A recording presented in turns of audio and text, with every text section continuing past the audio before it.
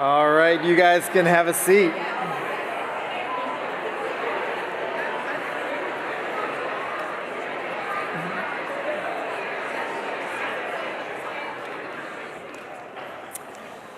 Well, good morning, 810 service.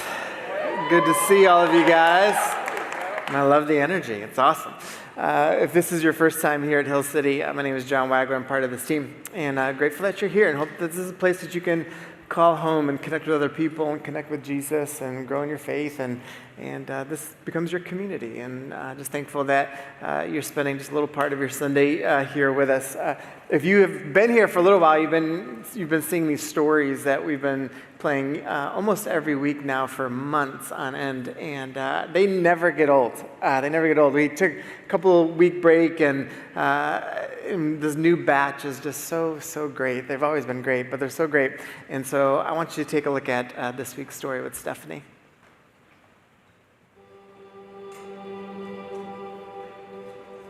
I didn't really grow up in a Christian household. I started going to church with some friends in middle school. It wasn't really until I got into high school and got involved with a Christian organization where the framework kind of started getting laid. I started to kind of question my faith after I got married. So my husband and I met through this organization. We got married in 2019. He had to finish his PA program up in New Jersey, and I moved up there with him. 2020 hit like it did for a lot of people. I was getting into my career of teaching. I was getting a different worldview, living in a different place. The state of the world at the time had me questioning things, and I didn't really quite understand how that would coincide with this framework of faith that I had built up into this point. And I started wondering if I even believed half of the things that I thought I did. We moved back to Richmond at the end of 2020, and I got pregnant with our daughter, and we had her in 2021. Around this time of having Charlie and going through postpartum, I was really alone. I was dealing with a lot of anxiety and depression, postpartum depression that I didn't know at the time.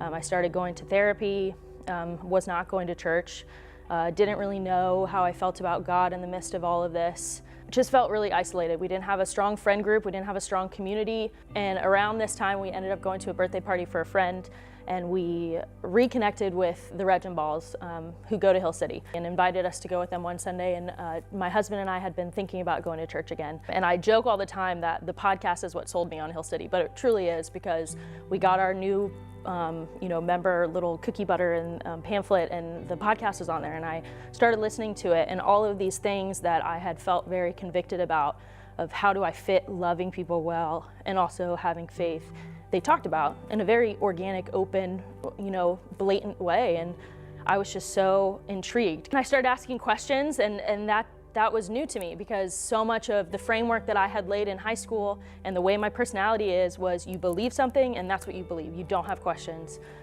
So to be able to organically get to do that and know that they meant it when Hill City says question, that was just a beautiful thing to me. And around the summer of 2023, we started trying to have another baby, and that was a really hard summer for me, because we lost that baby at 6 weeks. At the same time that I really knew that I needed Christ and community, and I was searching for it, this happened. And so that kind of pull again started happening with me, where I was like, why is this my journey? And then fall came. We were still consistently going to Hill City, and Kevin and Abby, the Regenballs, again said, we're going to sign up for discipleship. We think you guys should sign up. And so Jacob and I were like, okay, we'll do it. And so we both signed up for an aligning group, and I'm so happy that we did. The Lord gave me a community through those women that I didn't know that I needed. We just started getting woven into the community here at Hill City, and not only that, it was just aligning itself taught me so much about that kind of gray area of living and following Jesus, and how we don't have to have the answers for everything. This past summer, we were trying to get pregnant again, and we did, and I had my second miscarriage. And it was really hard. It was hard, but it wasn't. It was like a beautiful hard. Because I feel like I can hold two things at the same time now. I can be really mad and angry at the Lord, and I still am. Because I don't understand why this is happening to us again. But on the other hand, I trust him so much. I know that his plan for me is better than anything that I can understand. I know that our family is going to be exactly the way that he wants it to be. When they say that the Lord is in your joy and is your pain, the physical representation of that is the people that come alongside of us. And this church has been that for Jacob and I, because I don't think that I understood what it felt like to be supported the first go around with our first miscarriage, but the second one, it was just this unwavering support that I didn't know that I needed, that the Lord provided, and that's him. Like, I was asking where he was the first go around, and he was there. I know he was. But it was very apparent this go around from the support that we had that he's been there the whole time. The biggest thing that I'm learning in this season is, like what I said, being able to hold both. And I can't thank this community enough for just continuing to grow that in me.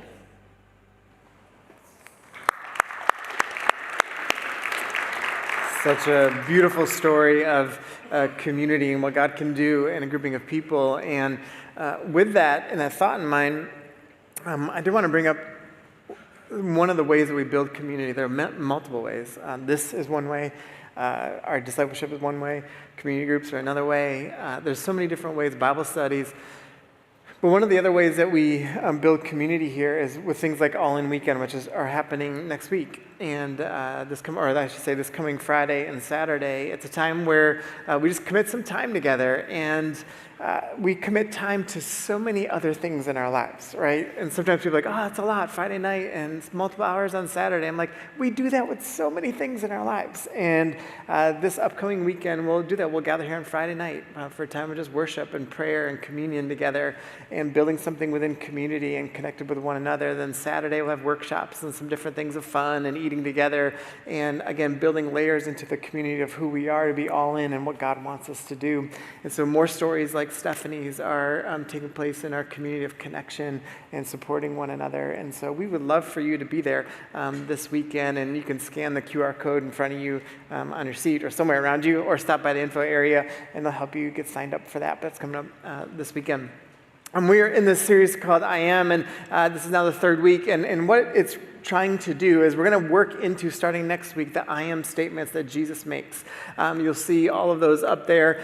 Those are the statements that Jesus says about himself. But I felt like it was really important that we learned some foundational elements to who Jesus is and why those statements actually matter on such a deep level, and to expand our view on who God is. And so the first 3 weeks we've been looking at some different things and trying, for some of us in this is just adding a layer of depth to our understanding of God. For others, it's reshaping, maybe causing you to question some things, and maybe creating a new framework to see who God is. And for others, maybe it's been healing to see who God is and how Jesus works in our lives in the midst of this. The first week we asked this question: is the God you serve or the Jesus you say you follow found in the Bible? This is a pivotal question that we ask because sometimes we live out something or represent God in a way that you cannot find in the Bible. Or maybe you were taught a certain way about who God is, this judgmental, wrathful, wanting to send you to hell God. That's not who he is. That's not how we see God in the Bible. And so maybe it's like help reshape some of that. The second week, we asked this question: are you available? We looked at the story of Moses and the burning bush, and this question of, are you actually available? Did you walk into work on Monday or to school or into your home or to dinner with people and say, oh, I'm available, God, for whatever you have for me? And wonder what could happen if we started living in that kind of space. Today, here's the question I want us to wrestle with today. Am I exchanging the presence of God for something else? Am I exchanging the presence of God for something else? Bad exchanges are terrible things, right? Like you might have heard of something like a Ponzi scheme or insider trading or something like that. Like bad exchanges happen, or if you're a sports fan, you see a really bad trade that happens in between teams, and you're like, oh man, that was so terrible. The exchange of players was bad. This morning I was reading about an art gallery that sold $17 million of counterfeit paintings to another organization. They didn't know it, but it was this bad exchange that happened in the midst of this. And I started thinking about how often throughout my own day I make a bad exchange. If you think back to your week, that you just lived out, think about how many times you made a bad exchange. An exchange where you could have sought out the presence of God in the moment and understood who God is in this space, but instead made it an exchange for something else. Made it an exchange to see the perspective in a different way. Made it an exchange by maybe idolizing something you shouldn't, or made it an exchange by the words you said, but neglected the presence of God in your life. The idea of presence is something significant too. How many guys have ever been in the presence of someone that was like really, really important? Or you felt like they were really important. And they walked into your space, walked into your room, walked into your class, walked wherever you were, and you got near them and you felt their presence. It's like you feel the weight of their presence in the room. And it's not because they're a big personality. It's because of maybe the title they carried or what they've done. And you feel the presence of them. It's a kind of presence that can transform the room, can transform maybe something inside of you and how you engage the space that you're in. There's something around that presence, that feeling, that weight that we begin to understand. The Bible actually describes God's presence in this same kind of way. The phrasing that the Bible will use, it uses multiple phrasing like about his presence, but one of the other words that it'll use is glory. The glory. And so when you see something like the glory of God or talking about the glory of anything, it's feeling the weight of God's presence. You're feeling, it's like, oh man, the glory of God. If you've ever been singing and you feel, as you're singing, maybe this morning, like you felt something, you felt the weight of the lyrics and the weight of the moment. It's like, oh, you're feeling like the glory of the presence of God in that moment. But sometimes we miss it and we make an exchange for something else. Today's passage, and if you're able, if you can stand, it's just one quick verse today. It's out of 2 Corinthians 3. It says this. Now, the Lord is the Spirit. And where the Spirit of the Lord is, there is what? And we all, with unveiled faces, contemplate the Lord's glory, are being transformed into his image with ever-increasing glory, which comes from the Lord who is the Spirit. Amen? You can be seated. Now, some of you might be thinking to yourself, I don't know what any of that means. And like, it sounds good, but I don't even know what that means. And that's okay. We're going to actually circle back to this passage at the end because I want you to see what the Bible does. Part of what I love doing when I teach and what I hope you have begun to understand is I just love how beautiful Scripture is and the threads that all of these writers are trying to piece things together. Sometimes you read the Bible and we all miss certain things when we're reading it. You might get like a little piece of something, but then all of a sudden someone says something else. You're like, whoa, I didn't even see that, you know? And so these threads that the writers do are so important because what they're doing is they're telling a larger story of what's going on. So even in that passage that we just read, you read that at face value, and maybe you haven't read the Bible much at all, and it's a new verse you've ever heard, and you're like, oh, I mean, I don't really understand it, but I guess like the Spirit's kind of cool thing, and that's great. So there's something there. But even what Paul is doing when he's writing that letter to the church at Corinth, he is tying into all these different stories along the way. He's weaving this thread for us to follow, to begin to understand that there is a larger story at play that they're trying to get us to understand. And because when we begin to understand the threads that these writers are doing, our view of who God is begins to expand. Last week we talked about Moses at the burning bush, and I want to talk about Moses a little bit more today. Moses is interesting, again, if you're just hopping into Moses, and you're like, man, who is Moses? You might have heard of the 10 Commandments before. That's Moses. So the parting of the Red Sea, that's Moses. And Moses was responsible for leading the people of Israel out of slavery through the work of what God was doing. And so Moses has like these fascinating points of time and the stories that are written about him and his moments with God and in the presence of God. And so in Exodus chapter 24, it says this about Moses. And now what I want to do is we're going to go into a New Testament story here in just a second. But that New Testament story is wild if you don't have any background. And so I want you to just feel this thread because when we start seeing the thread of what the Bible is actually doing, my hope today is that your view on what the Bible is expands, but also our view on who God is in our story gets a little bit bigger. So in Exodus chapter 24, it says this. screwing up myself here. Moses set out with Joshua as aide, and Moses went up to the mountain of God. All right, I want you to remember that. He said to the elders, "Wait here for us until we come back to you. Aaron and Hur are with you, and anyone involved in this dispute can go with them." Moses went up to the mountain. The cloud covered it. And the what? Of the Lord settled on Mount Sinai. For how many days? The cloud covered the mountain day. And on the what? The Lord called Moses from within the cloud. He continues on.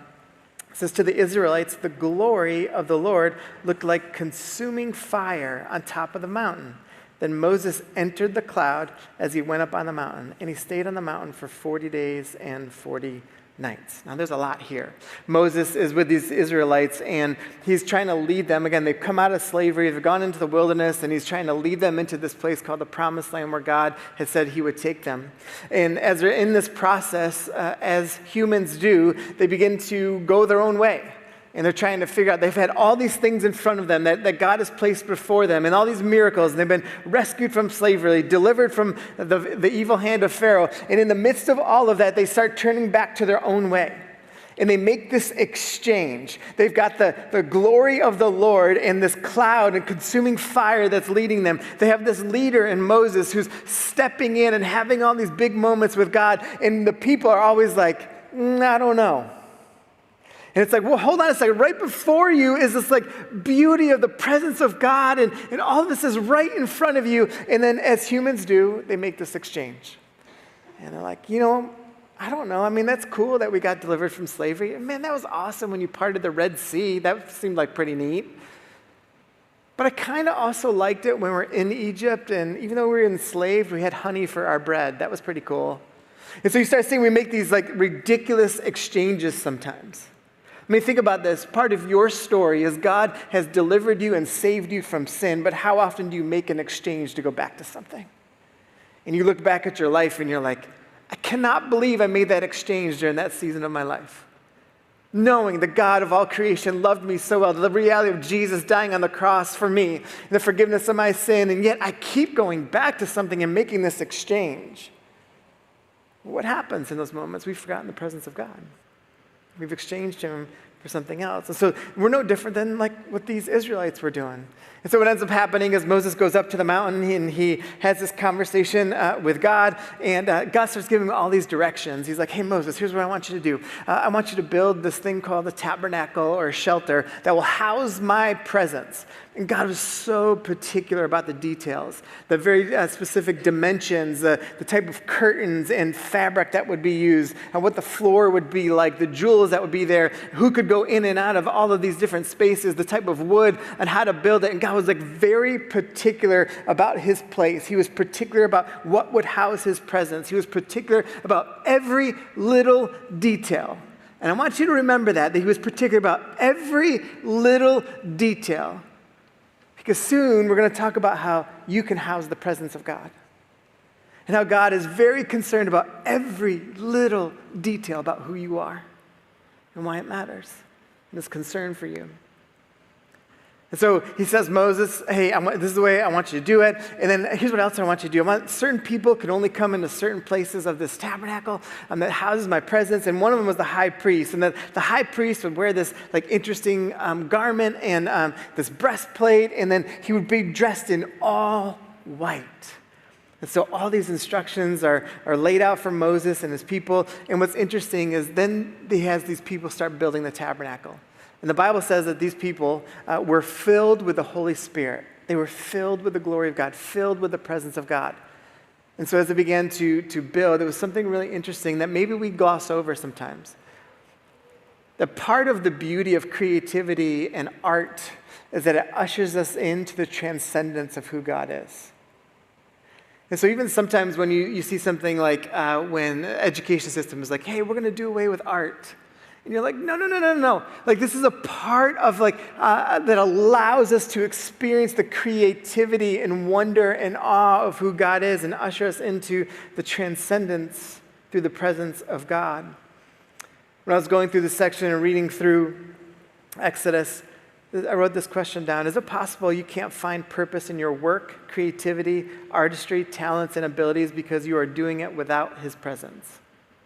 Is it possible that the reason you don't see purpose in your work, or the reason you don't see purpose at school, or the reason even in your art, in your creativity, in your artistry, maybe it's because you made an exchange. You're not participating with the glory of God or the presence of God in it. Moses, just after this, gets these 2 stone tablets, and it says it's etched by the finger of God, and there are these commands to actually give to the people. And some of you guys know this story. As he's coming down in this incredible, 40 days and 40 nights with God up in this mountain, in this cloud, and he's having this exchange with the Spirit of God, and God gives him all these commands. So he's coming down with these tablets, and he's probably pretty excited. And he comes down with these 2 stone tablets, and what does he see? He sees humans being humans. They've made this golden calf. He was gone for 40 days. And he comes down and he breaks the tablets, and God's actually angry at this moment, and Moses is angry because humans are going to human, right? And so, again, they see it. It's like the people of the Israelites, they see God. They watch Moses go up there, and it's like they couldn't wait 41 days. 40 days and 40 nights, and they're like, hey, let's just build a calf. This golden calf, we'll just worship that. Moses was mortal. This calf is immortal, so let's just build that. And God gets pretty angry. And Moses, though, steps in and he begs God to relent. He begs him to relent. And it's fascinating because in the presence of God, Moses understands God's character. And this is something that we forget when we make the exchange. Some of our false viewpoints on who God is because we've neglected his presence, and we start having a false view of who God is. In that exchange, we start seeing God in a way that he's actually not like. And so in this moment, he sees that God's angry at the people, and Moses is actually angry himself, but he understands the character of God because he's been in his presence. And so he says to the Lord, he says, "Oh, what great sin these people have committed. They've made themselves gods of gold. But now, please forgive their sin. But if not," look what he does, "then blot me out of the book you have written." So Moses is like, hey, if you won't forgive them, how about this? Just take me out instead of them. Why would Moses do something like that? Why would he sacrifice for people like that? Why would he engage with people like that and have a perspective like that? It's because he was in the presence of God.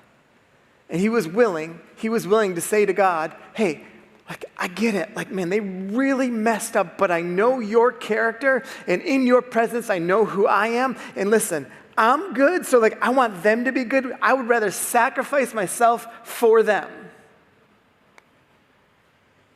Why? Because he was in the presence of God, and he knew how valuable it was. He knew what it was like, and he knew God's character. And he's like, that's what I want everyone else to know. That's what I want everyone else to experience. I would rather be blotted out and you take care of me so that everyone else can know the truth of who you are. But when we make the exchange, we get selfish. When we make the exchange, we neglect to sacrifice for people. When we make the exchange, we want to go our own way. And so maybe, here's another question to answer. Is it possible your perspective isn't being shaped by his presence? Your perspective on people, your perspective on your life, your perspective on whatever you're going through is not actually being shaped by his presence. It's being shaped by something else because we've made an exchange. When we think about politics, when we think about our relationships, when we think about our purpose, when we think about our identity, when we think about our hobbies, when we think about anything, it's like, man, have I made an exchange? Is my perspective being shaped by his presence, or have I made an exchange in some kind of way? So Moses goes back to God again, and he's like, hey, will you show me your glory? Will you reveal yourself to me in a deeper way? Now God's like, well, I can't fully do that because you would die. However, I'm going to give you a little glimpse. I'm going to give you a little piece of this, a little deeper understanding. So Moses goes back up to God, and God gives him more commands of what the people should do and how he should orient the lives of people. God's like, hey, in my presence, guess what? You're going to keep remembering all the ways that I've come through. Keep remembering the story. And so he's like, so I want you to remember these festivals and then we're going to celebrate who I am and my character. And in my presence, in what you'll do is like, you won't make treaties or agreements with other people. Meaning you won't enter into these deep relationships with other people who aren't concerned with my things. It's like in my presence, you won't do that. But if you exchange, then guess what? You're going to make these treaties with all these other countries and all these other empires, and they're going to go against my will. And you're going to forget who I am. I said, but if you stay in my presence, here are the commands to actually follow. And so Moses engages with God and has this moment. And he gets a glimpse of the back of who God is. And then I love what Moses says. This is unbelievably powerful language. The Lord replies to Moses, my presence will go with you, and I will give you rest. Jesus later repeats language just like this about himself. Then Moses says to him, gosh, this line right here, if you need a new tattoo, just get this.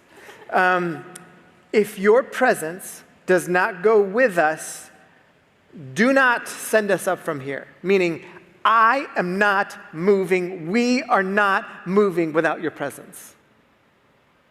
I'm not going anywhere. I don't want to go anywhere. I don't want to make any kind of exchange. Like, wherever you are, I want to be.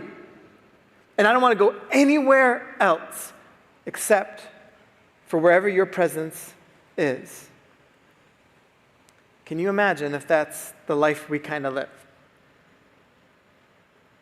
Can you imagine if every day you woke up and I woke up and part of our prayer was, God, I don't want to do anything or go anywhere or have you send me anywhere where I can't see your presence.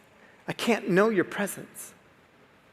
I don't want to make any kind of exchange with nothing. I would rather stand right in this place, right here. It'd be like you're here at church and you're like, God, I'm here all day until I know where I'm supposed to go with your presence. I come in here tomorrow morning and you're still here. And I'm like, what are you doing here? And you're like, I don't want to make an exchange. And I just want to go where his presence is. And his presence is here, and I know that. And I'm just waiting. I'm just waiting, because I just want to be where his presence is. What's cool is at one point, a time right after this, Moses then has this exchange, and he goes, and the people see him. And as they begin to see him, he's got this veil that ends up happening, or he has this radiance about him, which is really interesting. In Exodus 34, it says this, but whenever he entered the Lord's presence to speak with him, he removed the veil until he came out. So he would have this place, he's like, all right, God, you have all of me, let your presence come in me. He says, and when he came out and told the Israelites what he had commanded, they saw that his face was radiant. There was something different about him. There's something different about him. And then Moses would put the veil back over his face until he went to speak to the Lord. He's like, he wanted to try and keep it in, and he didn't want it to dull, and he wanted this place. But man, he's like, people saw something different, like the radiance of who he was, because he got to experience the presence of God came at him. And the same thing holds true for us. When we have the Spirit of God and the presence of God, the glory of the Lord, working in us and through us, and we are aware of it and not made this exchange, there's something different about the way we carry ourselves. You see it in people. Some of y'all, in some of your stories, you'll walk in and you can see it in someone, that something is different. Lisa and I used to say this when we used to do college ministry all the time. We could always tell when someone started sleeping with somebody. They would start dating, and then you just saw something different about them. They were wearing themselves different. They just visibly were different. There was something that was happening inside, and they made an exchange in those moments. Something was incredibly different. So in the story with Moses, we see this. Here's some things, and these are the threads that are woven in. And these threads you can carry out. I'm gonna take us to a story really quickly with Jesus where he's with some of his disciples in a story called the Transfiguration. And but these threads are woven in, and it's creating this big story, this big picture that the Bible does and these writers do. And these threads, you'll see them. There's language and words that you'll see in each story. And what the author is trying to do is connect you to a larger story. Matthew 17, if you were to just read this story and I started just with this story, you would have been like, this is a weird story. It doesn't make any kind of sense. But now that you have a little bit of background, I want you to see something. After 6 days, what's after 6? Good job. So 7. So all of a sudden, there's this tie-in to this idea of 7. He took with him Peter, James, and John, and the brother of Jesus, and led them up to a what? Man, I feel like we've heard things about mountains before. It's like there he was transfigured, meaning transformed, that there was something that happened in Jesus inside of him. His face shone like the sun. His clothes became as white as the light. Remember I said that the high priest, the people that could encounter and forgive the sins of the community, they were the people that were dressed all in white. And so he's trying to get the listener to understand. It's like, hey, like clue into this. There's this bigger story that's going on, this bigger conversation about who Jesus is. Just then there appeared before him Moses and Elijah. And I'm not going to get into Elijah stuff, just saying that all the things that I mapped out in Moses' story, you can find in Elijah's story too. So talking with Jesus, Peter said to Jesus, Lord, it is good for us to be here. If you wish, I will put up 3 shelters. Now, Peter's thought right now is, in the word for shelter there is the same thing as tabernacle, something that could house the presence of God. But Peter doesn't have the right perspective yet. Because he's like, hey, I'll do one for you, one for Moses, one for Elijah. He doesn't get it yet. His perspective isn't in the right space yet. But while he was speaking, a bright cloud, here we go again, covered them, and a voice from the cloud, just like it did with Moses, says this, "This is my son whom I love. With him I am well pleased. Listen to him." When the disciples heard this, they fell face down to the ground, terrified. But Jesus came and touched them. He says, "Get up," meaning go, obey, remember what you're commanded. He says, "Don't be afraid," which is another way of saying you can find rest in this. And when they looked up, they saw no one except Jesus. Now, in the front end, if you were to read this story, it's like, man, this is a bizarre story about Jesus. But if you start seeing like, oh, this is how Moses worked, and this story is actually tying into a larger story about who God is, and they're saying this, that, hey, from the start, if you want to know who God is, it's embodied by the truth of who Jesus is, the radiance of who Jesus is. He didn't need to cover anything up. He didn't need to, Jesus was completely unveiled because it was within him and it was who he was. The Spirit of the Lord, the presence of the Lord was within him. It was all he was. So he radiates like the sun.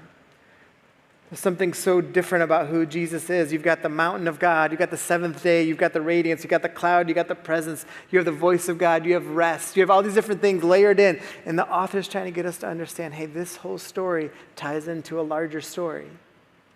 Don't make an exchange. Jesus has always been the point. But what do?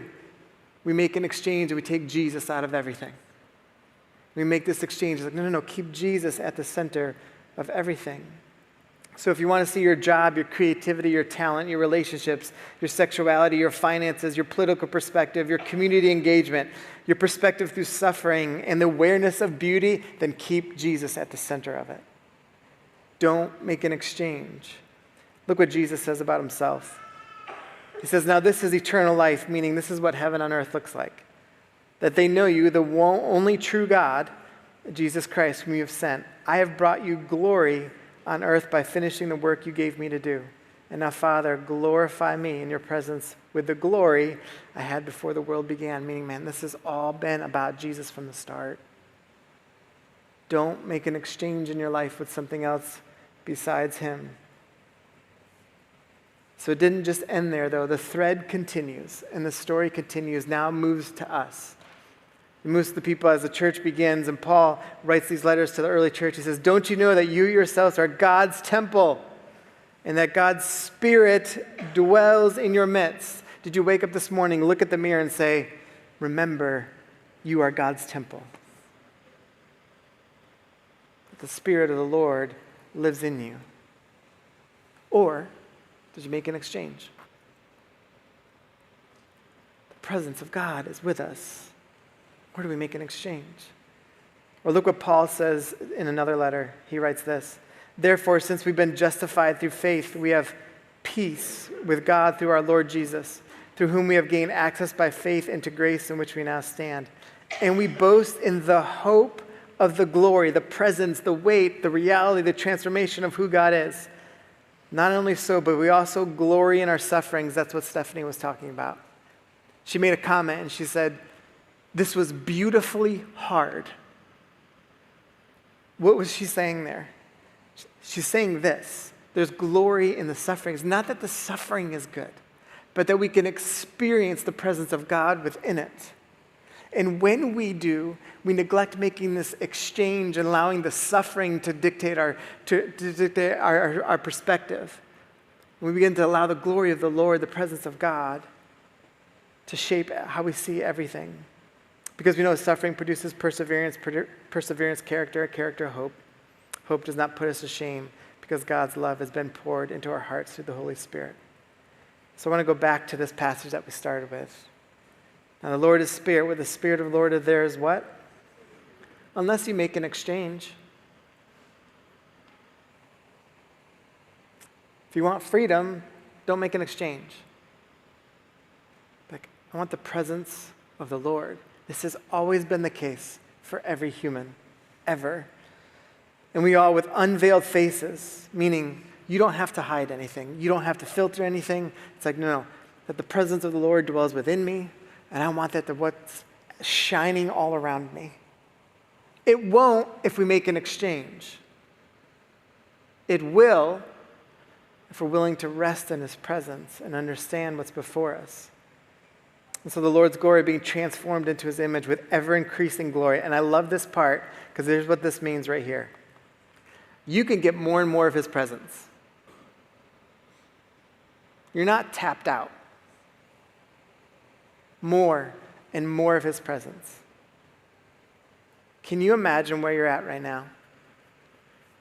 And that God's like, actually, there's more of you to have. Like, do you want more of me? So if you're at a 1 right now, wouldn't it be great to be a 4? If you're at a 9 right now, you're like, you're telling me I could be a 10? And God would say, yes. Well, maybe not on this earth, but you get close. You get to like 9. So there's always, like, there's more of you, God, for me? There's more of you? And the answer is yes. There's nothing more beautiful than sitting with someone who's been walking in faith for decades, and they turn to you and they be like, I can't believe how little I knew back then, because the way God has worked in my life, the way I understand God now, it's like, oh, there's an ever-increasing glory and presence of God that is available to us. So have you made an exchange? And maybe one of the things I wrote down here is that feeling of the mourning of loss. Maybe that's actually the presence of God tapping into you. That feeling of that you groan for the hurt of oppressed people. Maybe that's the glory of the Lord inside of you. Your anger at injustice. Like, that's the glory, the presence of God working inside of you. The feeling that death cannot be the end of this. That's the glory of the Lord, the presence of the Lord. The beauty in creation. That's like the presence of God working in us. The joy of new life. The connection with other people. The celebration and laughter. Like it's the presence of God. And there's more of it for us if we want it. If we just don't make an exchange. What if we stopped exchanging and started embracing the presence of God? What if? Can't make you do it, but what if? What if?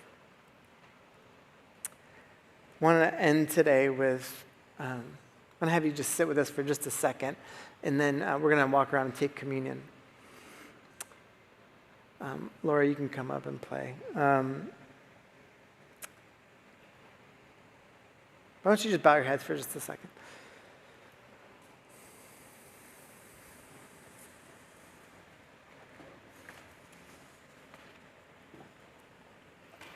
I want you to answer just this one question.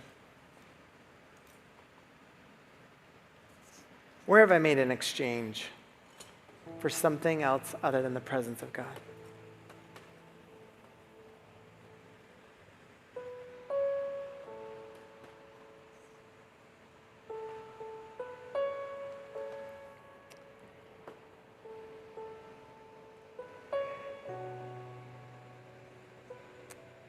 Wherever you're distancing yourself from God, wherever you've made an exchange, whatever that place is,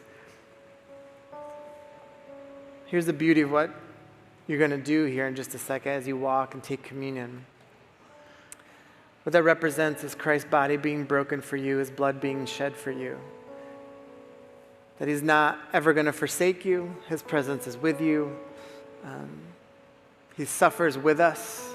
He forgives us of our sin. He forgives us of those ways that we make an exchange. But what he wants us to remember is that he's with us. And we just need to open our hearts and mind and our ears and our eyes to him. And to stop making an exchange and to seek out the presence of God, to invite the Spirit in.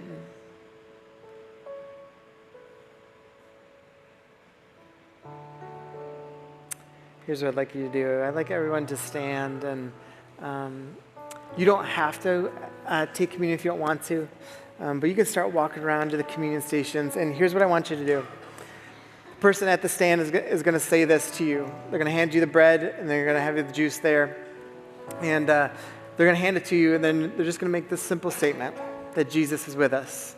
And so you'll take the bread and you'll dip it in the juice and you'll take it, and then you'll take those elements from them and you'll turn to the person behind you, and say this: Jesus is with us, and then they'll do the same. So go ahead and walk around and start taking communion together if you'd like.